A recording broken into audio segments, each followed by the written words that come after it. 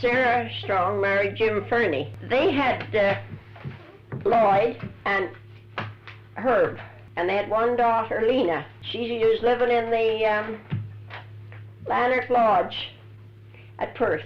She married a Trullo.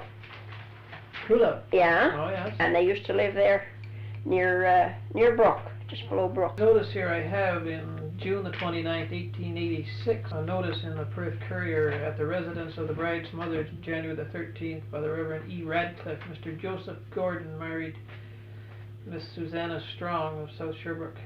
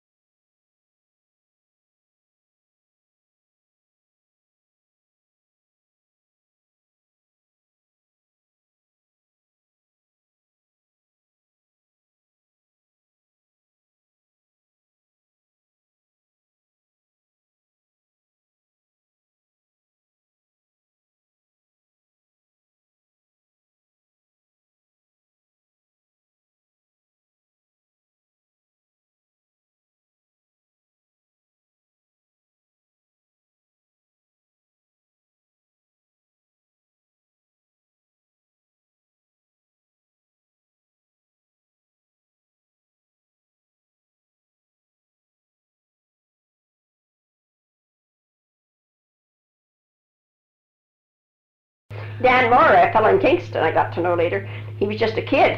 And he said they're a bit related to Grandma through the Armstrongs. His Moras were related because we used to visit them when we were down there. And Dan said that his dad used to send him with Rob to trap, more or less a little bit of a safety precaution, you know, I suppose. And he always trap at night. At night. Where would he go? Well, what would he trap? Rats and beaver, whatever there was handy, I guess.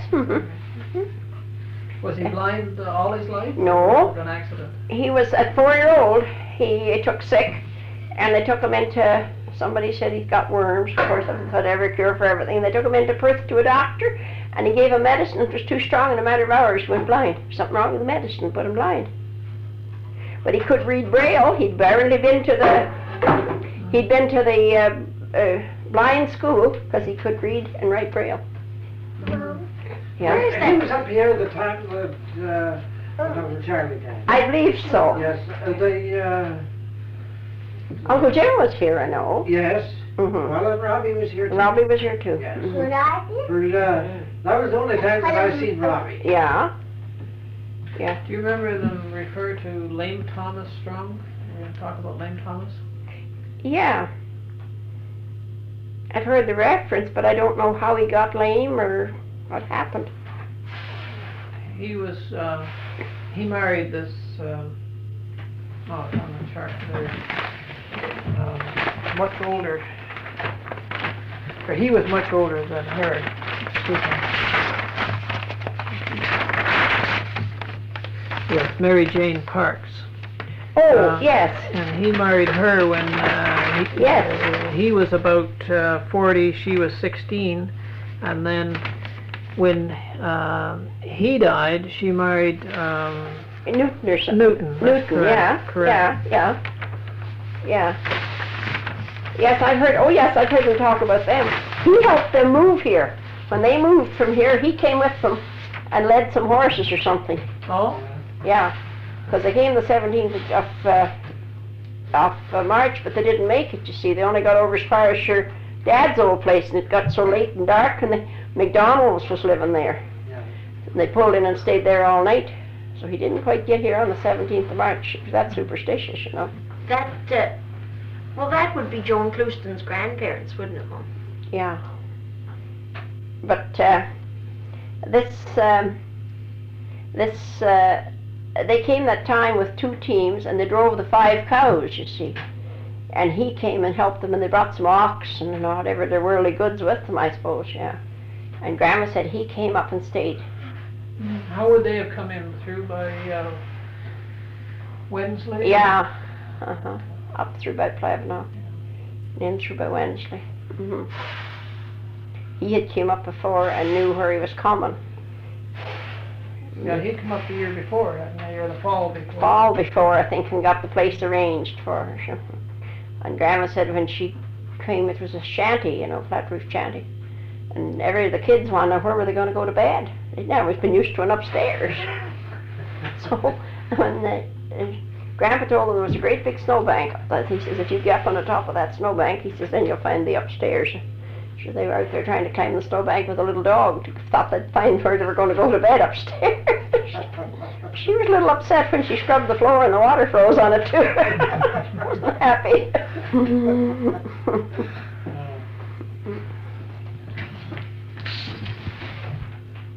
Another one in the group was trying to chase down McPherson's. Did you mark in that Fourney family there? You've got notes. Yeah, it's Okay. on the tape there, and I'll put it in there. That doesn't go, I have information which takes it back another generation. This is the McPhersons that came up from Glengarry County. With Alexander McPherson, and Christina McMillan. were my great-grandparents. Yeah. There's another generation, Back to that. Donald McPherson, who never came up. He stayed in Glengarry County.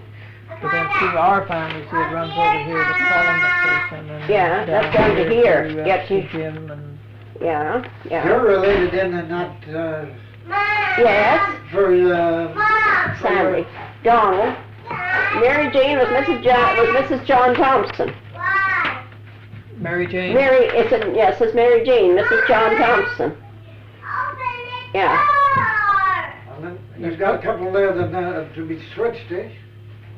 I'm not sure. So you might, Mary we were Jane? talking the other night, Yeah, and her family was Robert, David, John, Elizabeth, Mary, Colin. Oh, and there's a lot more of them than that. But this is correct here then, is it? Oh yeah, Mary that's Jane? correct. Oh yes, that's correct. And Colin married Maureen. Yeah, I've traced the Yeah. Morans right back as well. She was the first school teacher here. Yeah, that's right, Mary McNeven. Donald. Mary McFadden was his first wife, and his second wife was Kate McNeven. Yeah. That's right. And Eli Croak.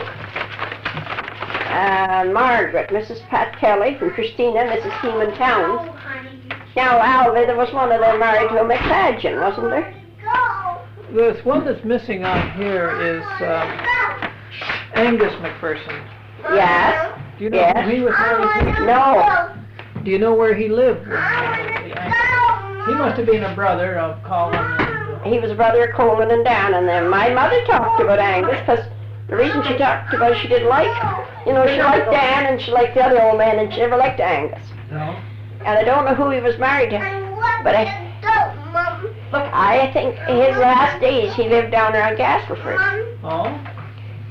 Now I think he had a son, Jim McPherson. I remember us being down there at Hester and McNeil's, and this boy coming to there because we were there from Madawaska, Hester phoned him.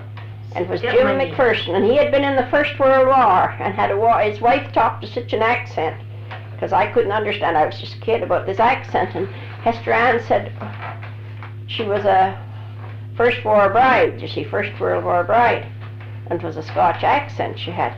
But this Angus, then there's another one in there. That would be Angus's son that was married to Yes, her, right? yes.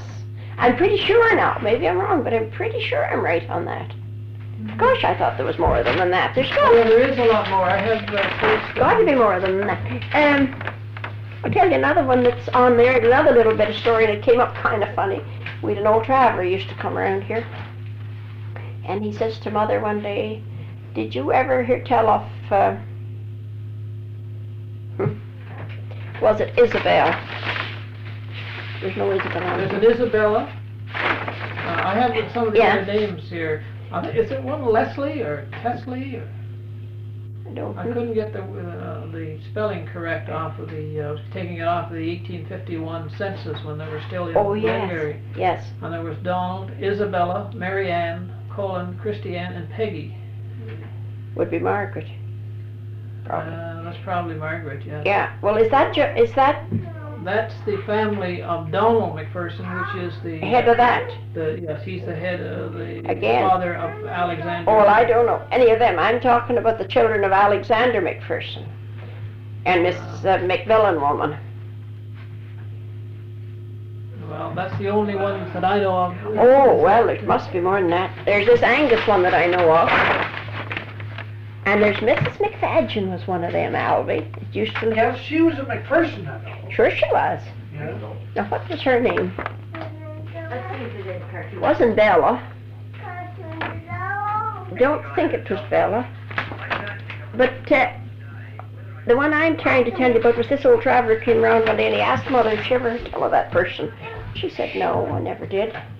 Don't think I ever did. And she says, well, he got telling the story, but she says, you asked Mrs. Troke, and he was staying at Troke, she said. And if it turned out if it wasn't Mrs. Troke's sister, and you know how communication was in early days, and she had married this fella, and I think her name was Isabel, and she's buried in Kinburn, and he had seen it on the stone at Kinburn.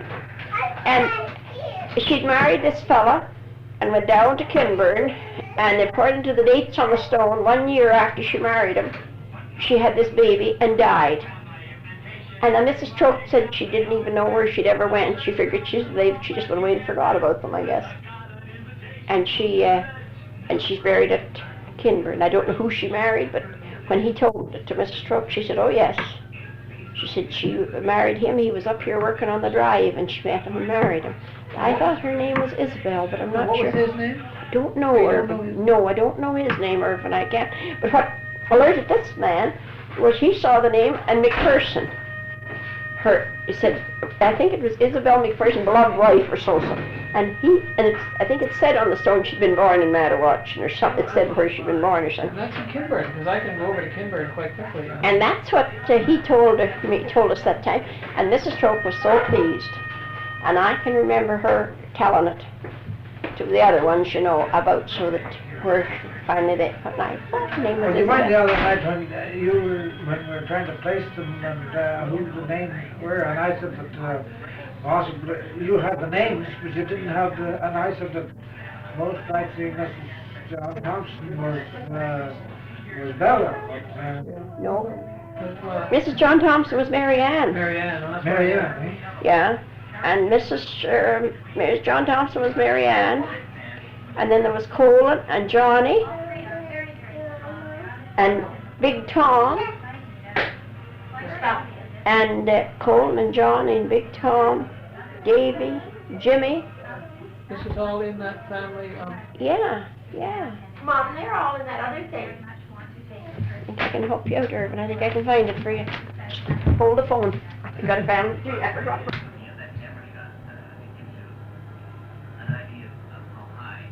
You can get anything you want to finish this out of this. That'll be great. Great. You want to get something in the front of this, you won't miss it, of course. See, we got this traced back, Alvie, to David Livingston. Yeah, I got David Livingston. He came from Lanark. Or his brother was in Lanark. You know? Oh, no, I didn't know that. I found out the other day. I'm going through a bunch of material. No, I didn't know that. David Livingstone that went to Africa. Yeah. His brother lived in Lanark. Uh-huh. Lanark Village. What year would that be close to? Well, I can get it for you here in a second. I didn't know any relationship, but I was so intrigued by it. I'm awful glad you did. He goes after Pretty near any names. I'm telling you, it's fantastic. People like him we could use more of. No, but we're such a young country, we haven't kept track of our history. No. We were too busy doing wood and drawing water. Well, here it is here.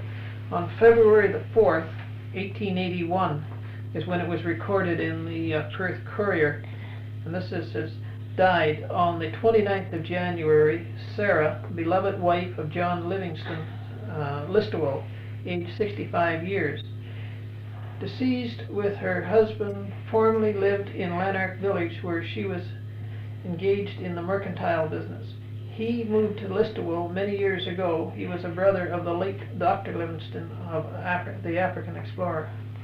And I had something here and I've lost. I felt very badly. I had a little pocketbook with a penny in it. And David Livingston had gave that to Grandma, my great-grandmother, Grandma Maggie Graham. You'll find her in here.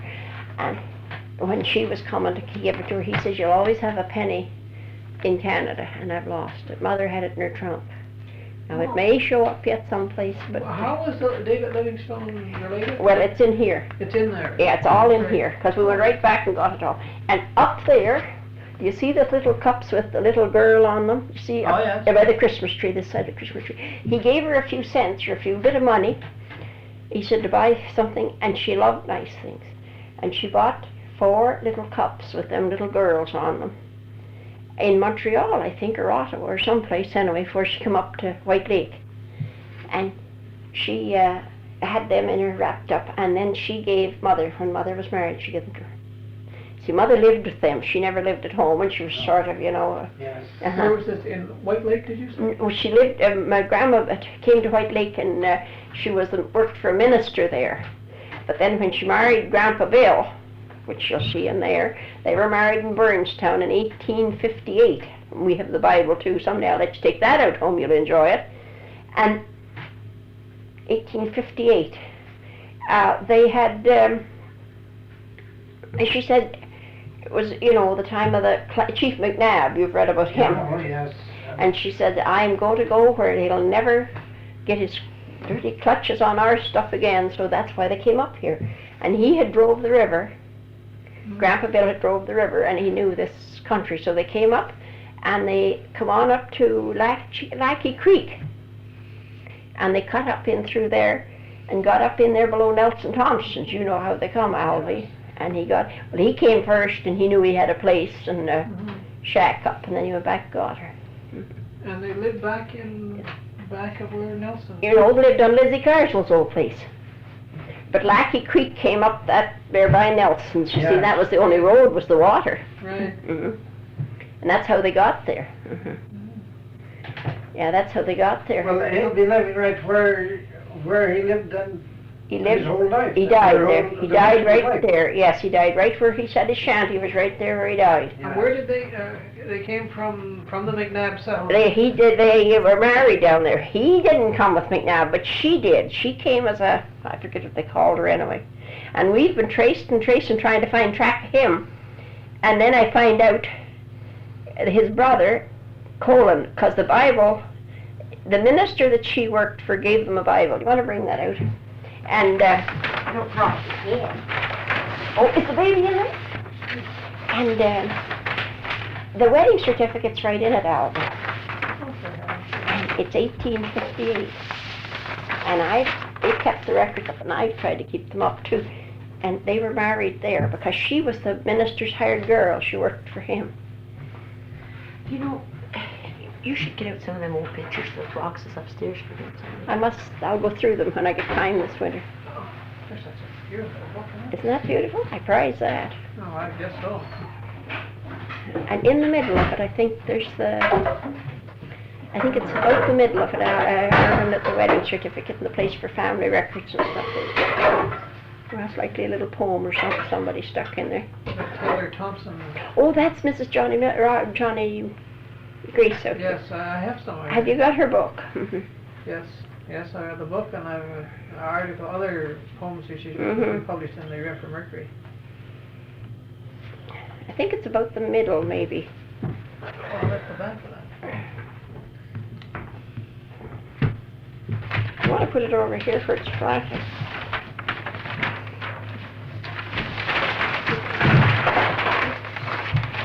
if they hadn't used the same name so many times, Yeah. it would have been That makes it very difficult, doesn't it? I think it's over. Look at the old cards and stuff I found. Lizzie left this book with Grandma, this Bible with Grandma, with one stipulation. Don't know who them old people are. It was to stay in Madawaska.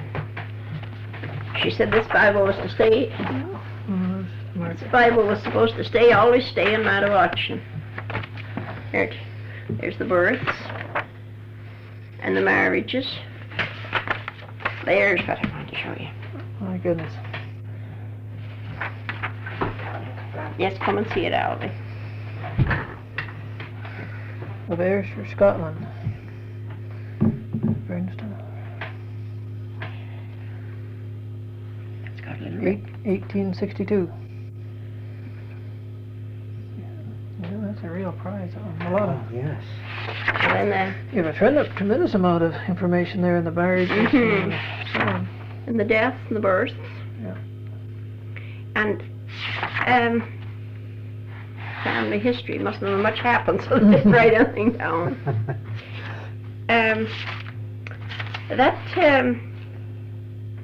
Sometime you're up, I'll let you take that out in the summertime. I've got to take it out and have a look at it.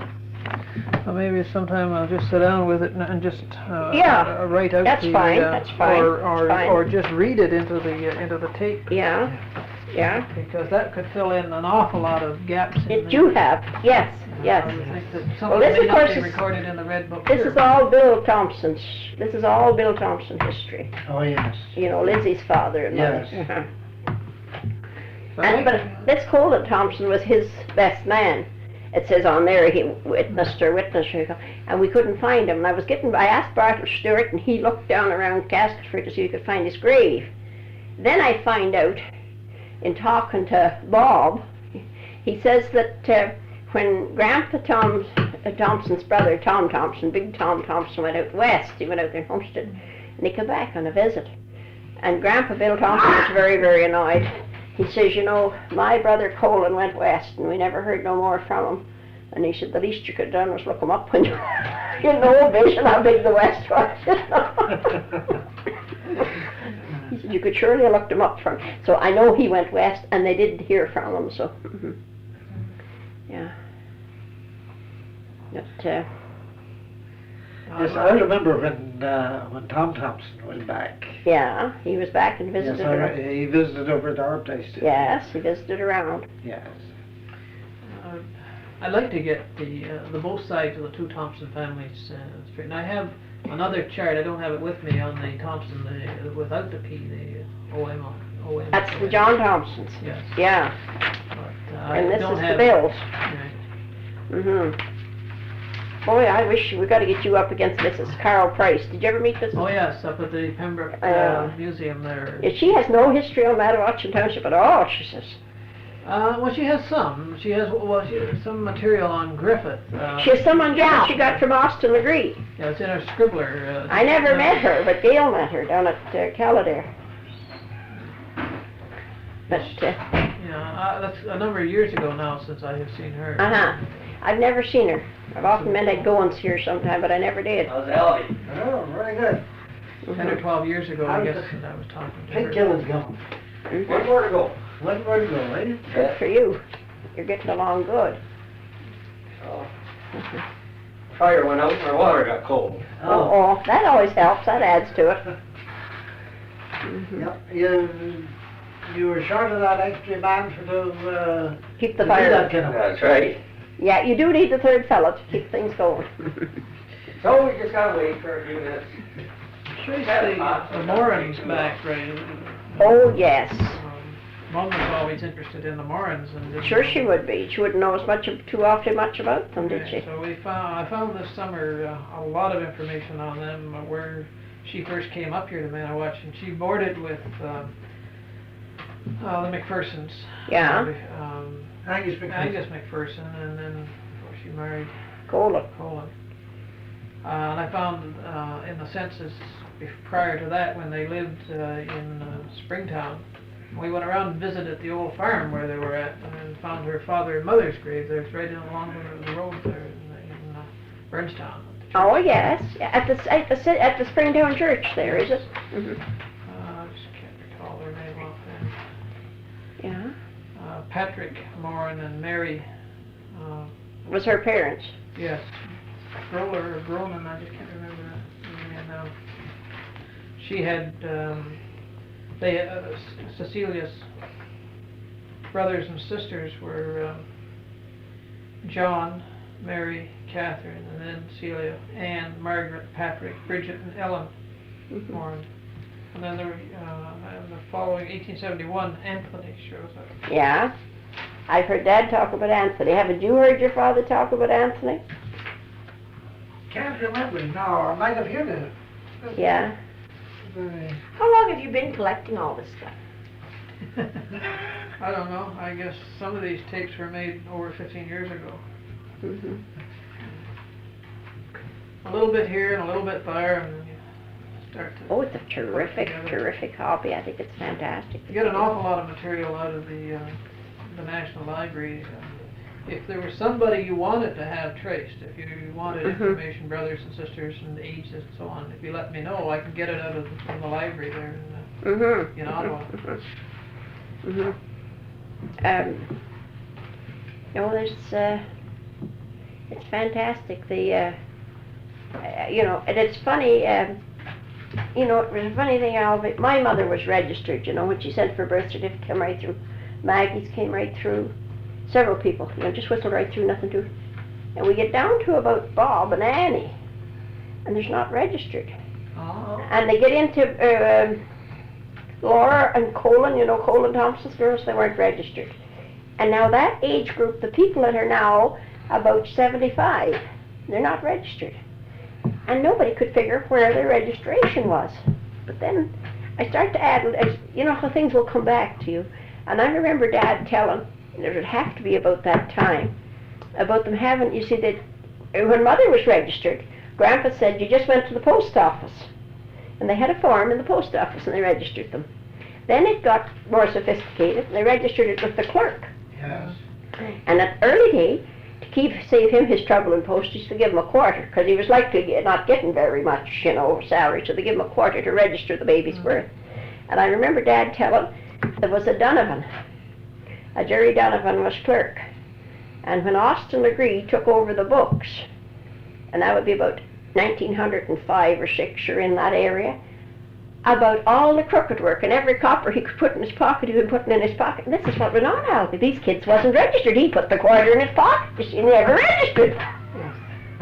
So he maybe had to send it in. I don't know, But there's a whole herd in there. I've had more people ask me about where could we find a school record, they're the pension, to get their pension. Right. And they weren't registered. Okay. But we got the records, most of them, several times off census, we write the same. Did you ever hear of anybody's name being wrong, though? Yes. In the provincial, in the Register General's office. Yeah, I don't know. Well, now mine, I'm using the name Alvie for my pension. Yes. For when I wrote them for my certificate, and I get them all the data that was called for, and it all added up there, and my name was Alvie. Alvin. Well, and You were never. I want to go to have that changed. I've been using that for... On your pension. Yes, and now they have it changed at the bank too. Your right name is Alvie. Yes. I know. And Well, you know my what's name was correct. Oh, your second name was what, Eric? Edmund. Edmund. Do you know what's happened? Do you know what's happened to Alvie? They have said that your registration in, and there's been some smarty-ass clerk in there and said, well, Alvie's not a name, it's Alv, and they've spelled it wrong, so they corrected it. In the township register, it's Alvie, A-L-V-I-E.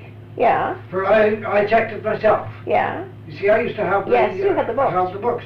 I'll tell you another one that, talking about this, when Grandma Thompson wrote away to get her birth certificate, and apparently she must have been registered, and she got hers back, and her name was Teeny, Christina, and when she got it back, her name wasn't Christina, it was Chrisanne.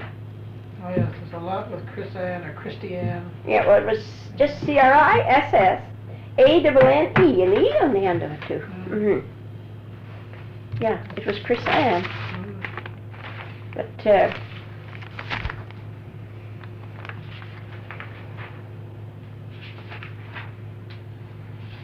You know, something I also discovered this summer was,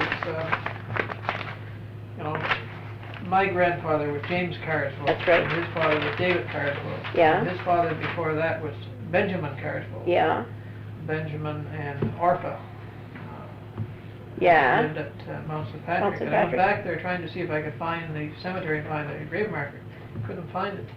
I come out to Dacre, Mm-hmm. and you know that little cemetery that's, you know where those houses, those log houses? Yes. Before you cross the creek there? Lower Acre, yeah. And I went in there, and sure enough, there was Benjamin and Orpha Carswell, Buried right in there. that cemetery. My Mhm. great grandfather. That's an old cemetery. Mm-hmm. You know, I don't think, well, I know, Mom didn't know about, No. She never did that. Well, And, sort of a discovery. I was telling Annie and Olive, mm-hmm. one day we were going down on the Bus. on the bus, and I was asking them if they knew that their great grandfather was buried there. No, they'd never heard tell of it. Well, you found the Morans buried where the church is at Springtown. That's right. Yeah. Well, now, if you're sometime, do you remember, Alvie, how the road used to be at Springtown? It went up and around by the school. You remember before then they took it off. You mind when we go to Calabogie, we went up and there was a brick school over there to the left? Yeah. Well, now, someplace up in that area, there's a little cemetery. Is that the Frasier Cemetery? Might be. I was in there this summer to the Frasier Cemetery. It's about, maybe 3/4 of a mile to a mile in to the left. Yeah, It's mostly Frasers, but there are others, McGregor's and... in there. yes. Well, now they tell me, that's where, I'm almost sure that that's where somebody told me that Grace McClellan, you know who I mean, it was Annie Wilson's daughter, her father is buried in there. Annie's buried over here. But they say he's buried in there. That must have been that his people lived in there. Because, you see, he wasn't related to these McClellans. They were a different group altogether. What was his first name? George, I think. George McClellan. And I think somebody told me he was buried in there. But that's not the name of that cemetery. There's a little cemetery in there. What did Alec Barnett call his place? Coleraine Hall. Coleraine Hall. There's a cemetery in that area someplace. If I ever get a chance, I'll ask Eileen Bridges, she'd know. And they called it that, Coleraine Cemetery. Oh. No. Now, I don't know if some of the Barnetts had originally been buried there. I don't think they had. But I remember someone talking. That's a long time ago. I know old Alec Barnett, that's the senior. Yes. They're buried At Thompson. well, they have a vault there. Yes, they have a big mausoleum there. Mm-hmm. Mm-hmm. And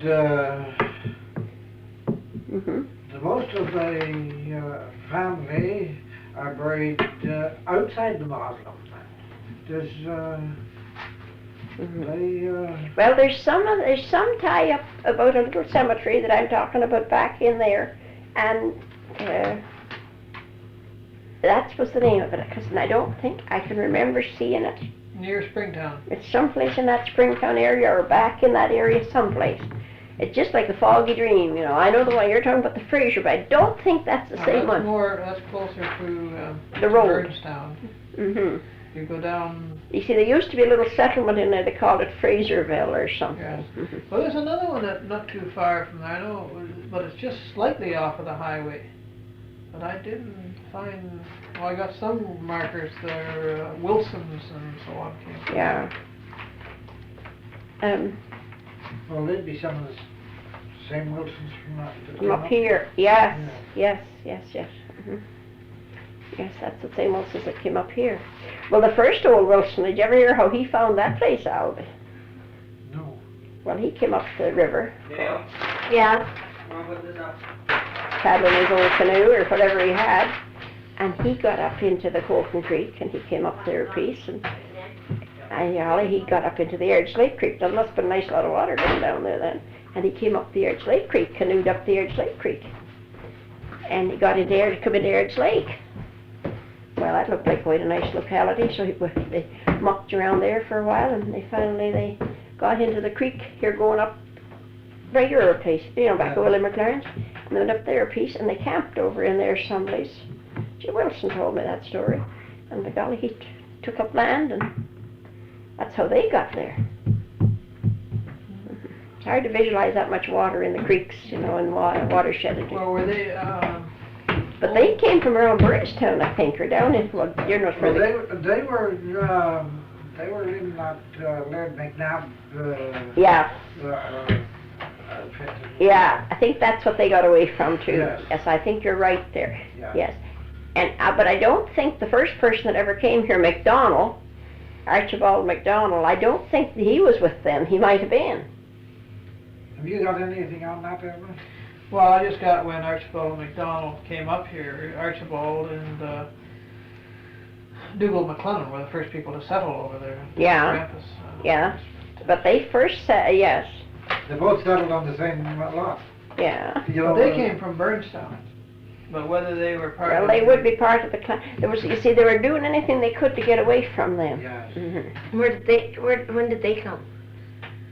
I've got it down to exactly about the 18 in the 1860s, because No, a little ahead of that, Earl. they're ahead of Because you see that there's a stone over here, Alvie in the cemetery, 1859.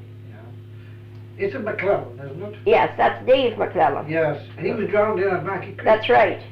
But now he wasn't Dougal McClellan's son. No. They lived down there near where Malcolm's old place was. They had a place over in there someplace. Yeah. And that's why the cemetery got started there. He was, on a Sunday, he'd been home from the drive. He was driving the creek. He's 18 or 20 years old, or 18 years old, I think. And he was driving the Mackey Creek. And he come home on the Sunday, and he said to his mother, he said, now he had so much money saved up, and he said, I'm going away to a Presbyterian seminary. He had all the information on it. And he said, I'm going to go through for a minister. And there was a big tree stood up there right near where Marshall's buried. And he said, when I come back, he says, and get through, I'll build my church. She says, we'll have a church under that tree, Mother. And of course, she was off for that, good Scotch old lady that she was. And by the next Sunday, he was dead, so they buried him up there. And that's before the cemetery had even been There wasn't a created? person that was in a sign of a cemetery. And I think his stone, it's over there, I think it's 1859. It's not very far from that Mountain Ash. No, No, right in there. no, it's right in there. Yes, just to the Yeah, northwest, just a little bit northwest of that Mountain Ash. yeah, that's right. But it was up on top, the way Grandma told me that they had, he says, I'll build my church up on top of here. And when he was drowned and they brought him home, the old lady said, we'll bury him where he was going to build his church. Yeah, I know Pete Kelly was telling me that he had laid out the cemetery and was the first man to be buried in the cemetery, but I always questioned that because he was only about 18 years old, according He to was the... only 18. So you filled in the link that really, in effect, he selected the place by virtue of the fact he was going to put a church there. By the reason he was going to put a church there. Oh yes, that legend is quite, I'm sure it's true because I've heard it at least from 4 or 5 different people from different angles, they'd be sitting around quilting or something, But it was a different McClellan than the one that's... Yes. Now, I am not sure about that. Yes, I am. I'll just tell you who he was now. Just a minute. Starting to click in my head again. He would be an uncle. Would he be an uncle to Hester Ann? I think so, Alvie. I think he would be. That would be put him to be a brother of old Adam McClellan. You could remember old Adam. Yes, oh, yeah, by all means. I thought so. Because He was Adam McClellan but Hester- plastered the house for Dad, and I was only a little tyke, but I always remember though that every so often he'd be downstairs, you know, and he'd pull a little paper of candy out and give me a peppermint. See?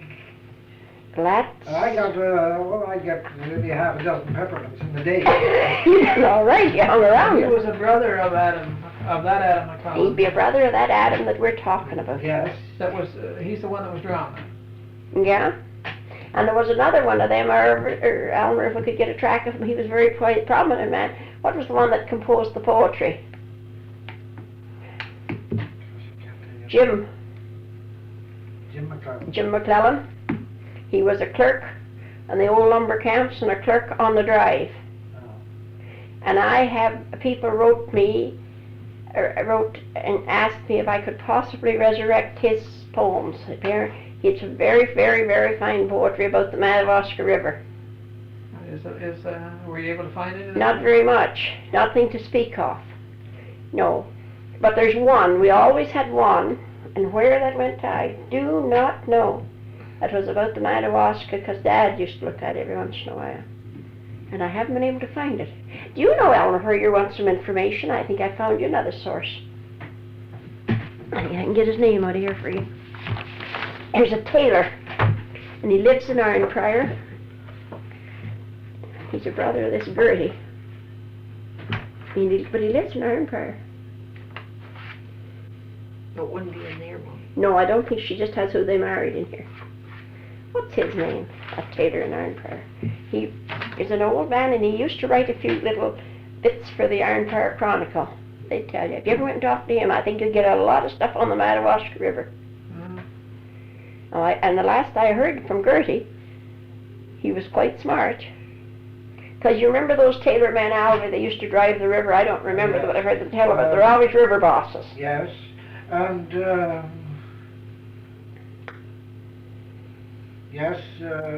Marshall worked for a tailor on the river. Yes. He the same one. only went down there once.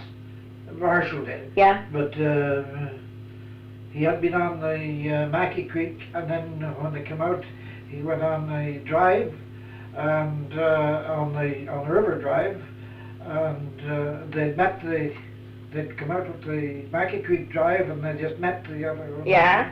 And then he went on with The river drive. yes, and then and Marshall had been he got on as cookee. Oh, yes. He had been cooking for The Mackey Creek Punch. Yes. That was a bigger crew on the river, so he was on cookie then. Yes. Yeah. Well, that's who that Dave McClellan that started this cemetery. He'd be a brother. I'm sure he's a brother of Adam's. Yeah. Because this story of how the cemetery started, as I said, I heard it from several people around here, but Hester Ann told me that too. The night she sit and told me the whole history of the church. You've got that. Yes, you gave me that. And You know that this church is 100 years now, next year, 1980? yes, Uh-huh. Well, I think it's 100 years since it was, like they started the movement to build a church. Before they built the actual building. No, I believe that's the year they built the actual building. Right. Mhm. I was just reading that, Yeah. that that would be article. that would run out about Yeah? about right, I think. Yeah, I think it was 1880 they really started the first building. Yeah. Mhm. And of course, like everything else, they had a picnic to raise money. Yes. That was the time that the people from Cadillac came up here and Yeah. helped put on the picnic. Yeah. Yeah. But who that old Mrs. McClellan, of course, way beyond for me to ever know who she was, you know. I don't even know who Adam's wife was. But that's who she would be. She'd be and you see, when she got old, Alvie, just before, I don't think you even remember this, but Mother told me, and Hester Ann, down there where Neil Island's old place, you see down there, that was McClellan's. Yes, yeah. And Hester Ann lived there. Well, she lived there all her life and took care of the old grandmother. Yes. Mhm. That would be Adam's mother. I know that would be the mother of this. And she had that house built. Yes. I guess Adam helped Build her. Mhm. And Adam, of course, lived over where... Ferguson's. Yeah. Yes, yes, yes. And did you ever hear of George Ferguson? No, I don't think so. George George was there. Ferguson. Oh, not George McClellan. No, George McClellan. Alvie ain't brighter than me. That's the one that did the poetry. It was George McClellan. wasn't Yes. it? That's the one. Yes.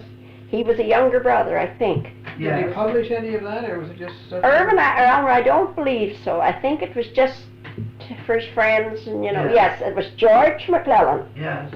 I'll tell you how I come to know him. You mind the old log house over at the farm there, at that? Yeah.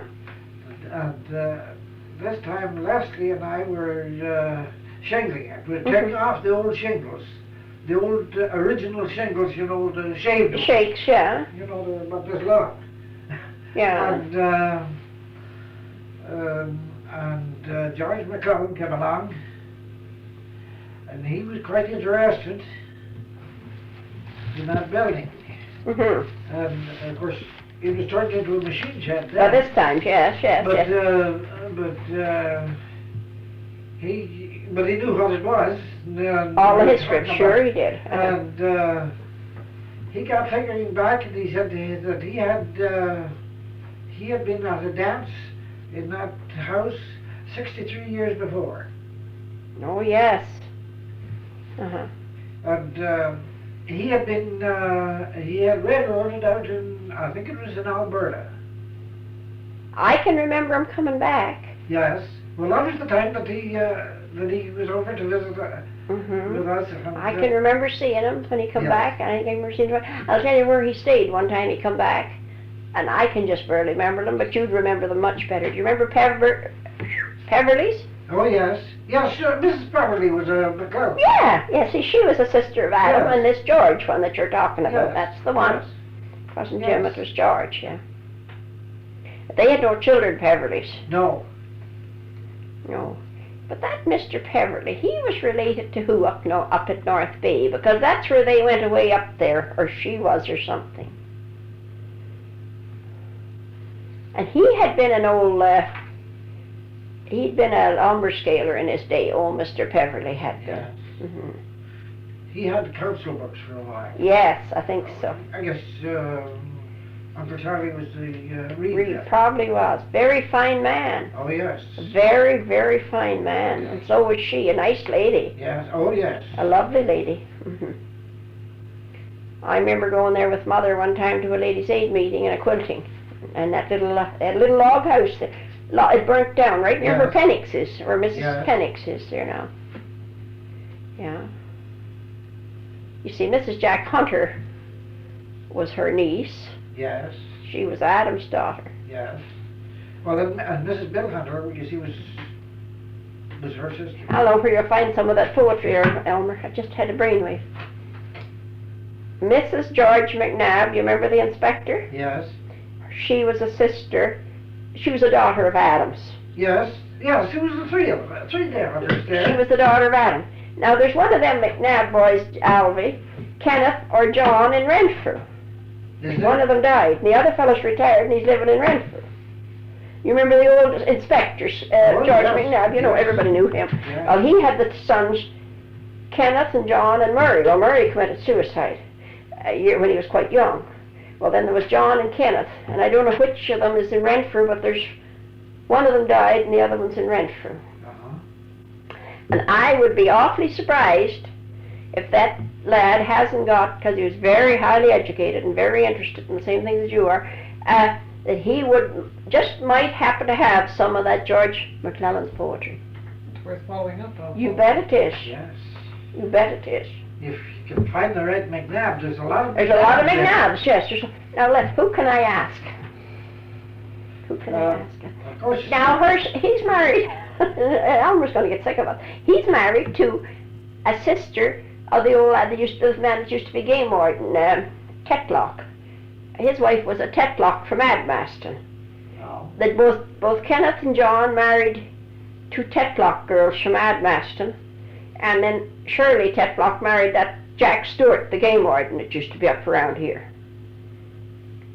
Now who could I find that would tell me where I'm just going to ask, who would know that would be Miss Cardiff, Anne Cardiff there, because she came from Admaston. Yeah.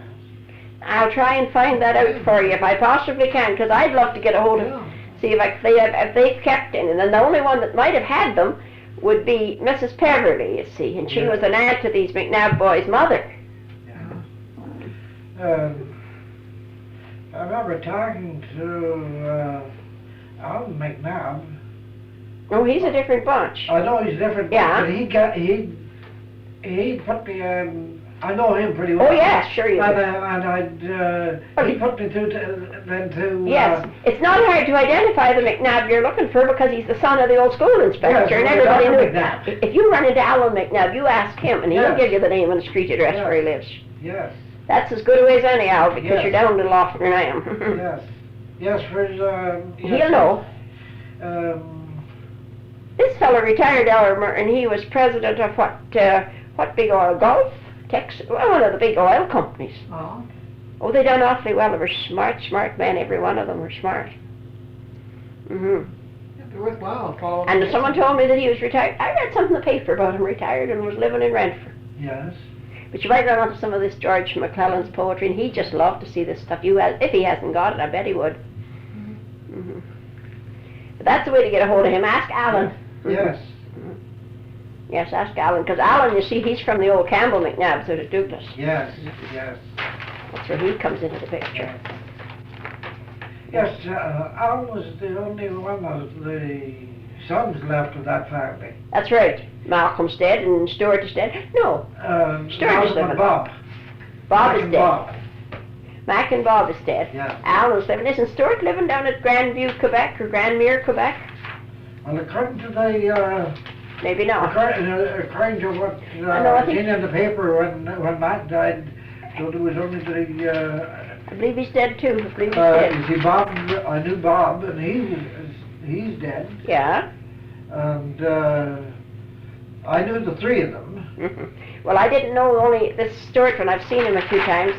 He ran a woolen mill at Grandmere, Quebec, or someplace Oh. down there. And how he come to get away down there running that woolen mill was he married the daughter of the owner of this woolen mill in college, and she was an only child, and he went, and this Grandmere, at one time, this particular product they made was pretty world known. It was some type of a woolen thing they made there. Gloves or something. There was one of Archibald MacDonald's sons was drowned too on the river. Malcolm MacDonald. Yeah, That yeah. was in 1882. He was drowned at High Falls, 28 years old. Was it High Falls he was drowned? And there was two of them MacDonald men that went away, and they never heard tell of them anymore. I don't know what their names were. Miss McLaren told me that she had two brothers that went away to work, and whether they must have been drowned or something someplace, and they were never heard tell of. That would be You have something on them that you got from the not the McDonald's, the Was it McPhersons. Thompson? Or there was two Strongs that went down to the Oh, that's right. the Thomas Strong that was a cousin of the other Strong Yeah. from our side of the family. Two of their sons were killed down in the States in logging camps. And there was two of John Thompson's boys, George and Donald, who were drowned or killed or something.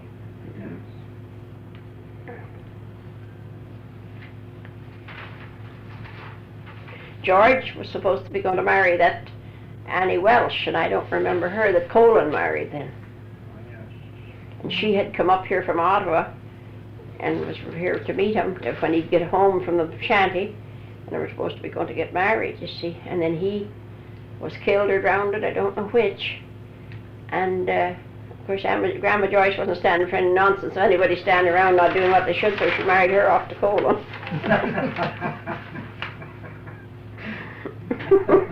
literally what happened, so Grandma Thompson said. And then Archie McPherson's second wife, you know, Dan McPherson's son Archie, you see, she had been married first to Donald Thompson and had the 2 children. Yes. Mm-hmm. Duncan and Huey. No, Duncan and Huey was Archie's. He was married before. Oh, that's right. Yes. The girls. There was Sissy and Mary. Wasn't Mary it? and Kathleen. That's right. Yes, Mhm. that's right. And Aunt Kate, as they called her, wrote to Archie to come home that they this fine woman that was there with the 2 children. She was taking care of the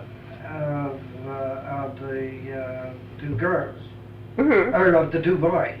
Oh yes. And she wrote to Archie to come home and that he could marry this Girl. girl. And now what was her name? Her Lizzie. first name. Lizzie. Is it Lizzie? I think it was I guess. Lizzie. Mm-hmm. And he came home and they got married. Mm-hmm. And wasn't They had 4 more. yes.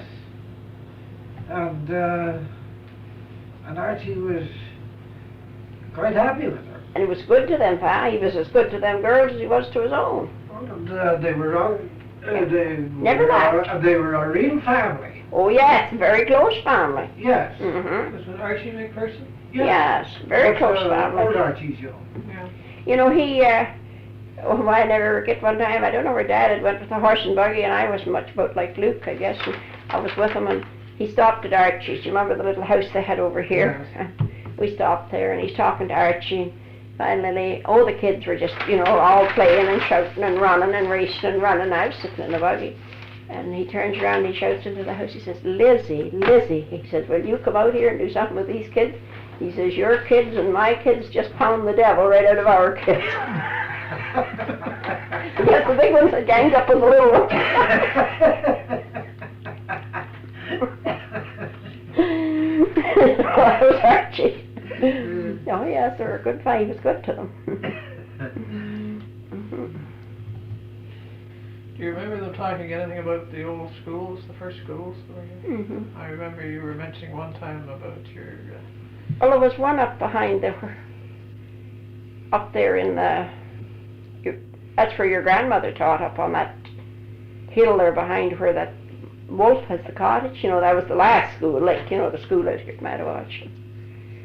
And they started that, everybody drew a log or 2, and they put that to get same as they did the church. And where do you say that was? on Well, the road going into going into the old McPherson place, Alvie. That's where Dad said he went quite a Oh, bit. yes. And up in there to the right. Yeah. And they had a school up in there. That was the first school. Oh, yes.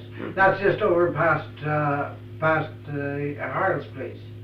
Mm-hmm. Yeah, Mm-hmm. and up on the... Yeah. Yes. Mm-hmm. Mm-hmm. The road used to go on around, you know. Yeah.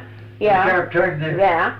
Well, I know Jean and I found that one time up. It's just in that road that goes back into the McPherson settlement, you Yes. know. And then you turned up in there, and there was a path. We went up in there, and there was an old That's where the school is now, or where the path what had been the school, our last school as we know it. And then you just turned sharp to the right, and it was up on top of the hill up in there. But it was. And that's where Celia. That's where it was, Warren- yeah, that's where she started to teach. And when they first came here, she had to board a month with each settler. Oh, was that the way it was? They boarded a month with each settler, but they didn't charge her for her board. Oh. But I gave you the book with the record of the first school, and you copied it, didn't you? No, I don't think so. Was this the one that Was in bad shape. Yes. Uh-huh. Yes. I took quite a bit Yeah. of information out of it. And she got about $100 a year or something, but she got her board. She boarded a month, and then she moved to the next place and boarded a month, and then she went to the next place. They done that for quite a few years. Mm-hmm. Mm-hmm. Yeah, 'cause I know in the one census, she was boarding at the Angus Mcpherson place. And I can't figure where he lived. No, I was asking Dad if he remembers where Angus Mcpherson. I probably can get the township and lot, or the concession and lot number. Mm-hmm. But he lived around here someplace. but I don't know where he lived. But I have got a sneaking feeling that he lived down in there behind Nelson Thompson's. No. I'll tell you why. Mother often talked about Angus Mcpherson. I don't know who he was married to, or she disliked him very much, as I said. And I remember her, she used to tell us a story about some young couple that was getting married, and I can't remember who they were. And the man was ploughing for Grandpa Bill. The boy was ploughing for Grandpa Bill. That would be where Lizzie's old place, so there wasn't. And she said, Angus walked up and down the furrow with him, talking to him, for the longest time, and longest time walking up and down talking to him. And she said her and Grandma was out doing something, and they saw it, you see, of my great-great-grandmother. And she says, boy, she says, that wedding won't go ahead now. She says, he'll break them up. Apparently, he just took a kind of a delight in doing something, he'll break them up. And sure enough, he did. Sure enough, they broke up. And I was one thing she said, she said he had a very, she didn't like him, but she liked Dan, and Colin and so much. They were big men, apparently. Tall, very tall, yes. Of course, they were slight, but I remember them because they were old then, but very tall. I was telling Gail this morning about your grandfather, Colin Mcpherson. He used to live over here, and he'd come over here quite frequently. They had a road just across the winter road. I don't think they came in the summer the same way. And he'd come over, and he never could manage to quite light his pipe with a match. Just couldn't quite handle it. He wanted a coal. Wanted a coal. Well, he'd come in, and of course now he was an old man at the time, I can remember. And the old stove, and he'd open the door. And of course, before he got the coal out with the lid lifter and onto the pipe, he'd have about 3 down on the floor, burning little black holes on the floor. Yeah. And, but he was awful nice. He was a nice man. He was such a fine man. Colin Mcpherson. Your grandfather. Yeah. I remember he said that your great-grandfather. I remember one time he was going to Renfrew or something, and Dad was taking him down. And of course he didn't like to dress up. He liked to wear his everyday clothes. He didn't like his Sunday clothes. Well, the girls had got him all dressed up. Your aunts were very well educated, very sophisticated, nice, fine ladies. And they got him all dressed up. So he got up to the store to meet Dad, and his collar button or something had let go. And his collar's riding right up here to his ears, the old-fashioned collar. Dad says to Stella or Lila or something of them, or whoever had brought him up, he said, maybe you better fix that collar. I think his collar's got a little... Oh, never mind, Charlie. He's just gone right to hell with conceit.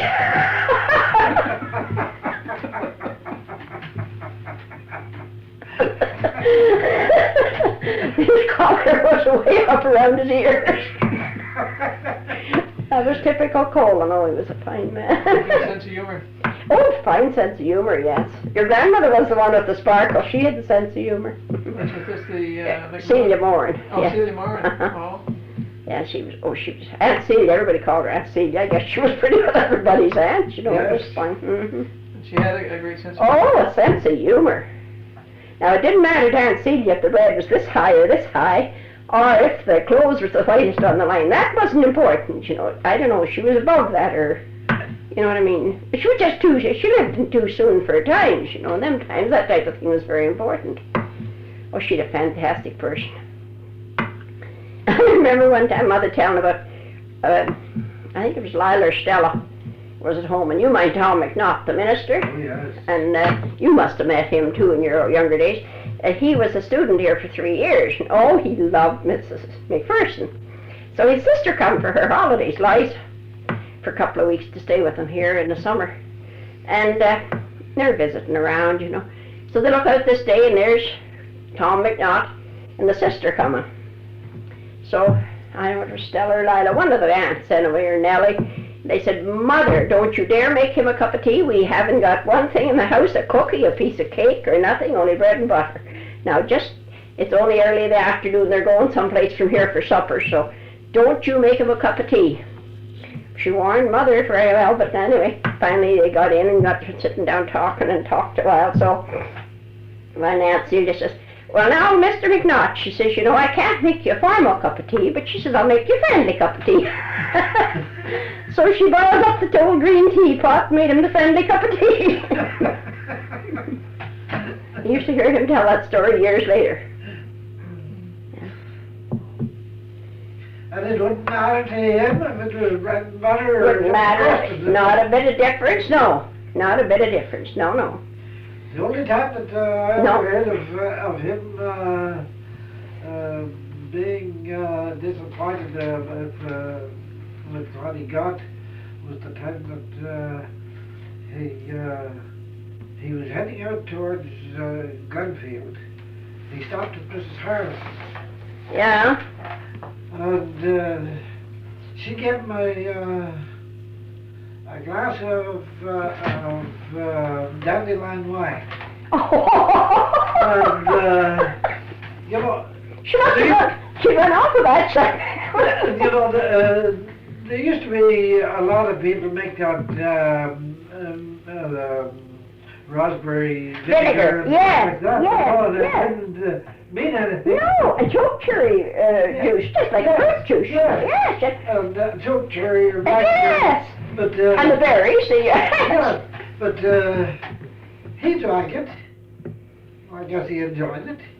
he'd be cold and he'd be thirsty. But then when he left there, he didn't go very far.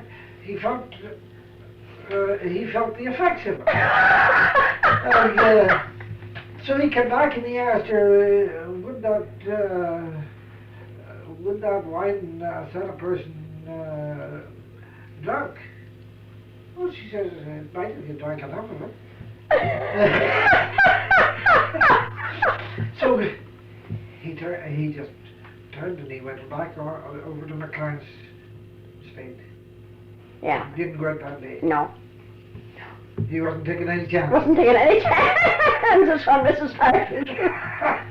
Dandelion wife. Do you remember the Aunt Celia, what would the aunt say, my grandmother Celia McPherson? She had that old pump organ that came down through the family. Yeah. Do you remember anything about that? Did she play the organ? Or she? I don't think so. But the girls did. The girls all did. Oh, the girls did. And Lila was, I think, the best. Yes. Because Dad said that she could stand and listen to a piece of music. No, I'm not talking about Yankee Doodle or something, but he said it would be one time he was in Renfrew or something, and they were working there in town, and they went to this theater to hear this piece of classical music. Well, they started to play it as they came out. They went to some show, and as they came out, he and these two girls, as they came out, they started to play, and he said that girl just absolutely froze right in her tracks. Said you couldn't have moved her. He said he thinks the theater had burnt down. And it was classical music. And she went home, went back to where she was working or where she was bored. Or I don't know where they were working. Walked in and he said walked the piano and just played it perfect. She had to play that. She just had to do it. She was still working in Renfrew. Yeah, I don't know where they were working. Or